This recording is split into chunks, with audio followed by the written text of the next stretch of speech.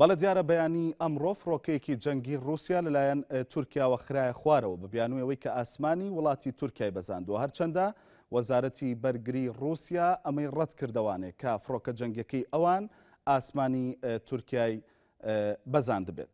بەرحاڵ ئەوەی کە ئێستا لە ناو ستۆدیۆی NRT و لە بەردەم مندا دەیبینن ئەمە فڕۆکەی سۆخۆی 24ە کە ئەو جۆرەیە ئەمڕۆ وڵاتی تورکیا خستیە خوارەوانێ. دیارە دروستکراوی وڵاتی رووسایە و چەند جۆرێکی هەیە، بەڵام ئەم جۆرەیان جۆری SU-24 یاخود سۆخۆی 24 کە لە هێرشەکانی بۆ سەر چەکدارانی داعش لە وڵاتی سووریا بەکاری دەهێنێت.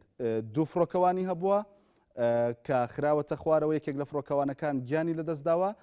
بە پێی وتەی ئۆپۆزیسیۆنی سووریاش دەڵێن کە یەکێکی دیکە لە فڕۆکەوانەکان یاخود فڕۆکەوانی دووهەم ئێستا لە لای ئەوان دەستگیر کراوە. بەرحاڵ زانیاری زیاتر دەبینن لەم راپۆرتەدا لەسەر کاردانەوەکان لەسەر ڕووداوەکەی ئەمڕۆ.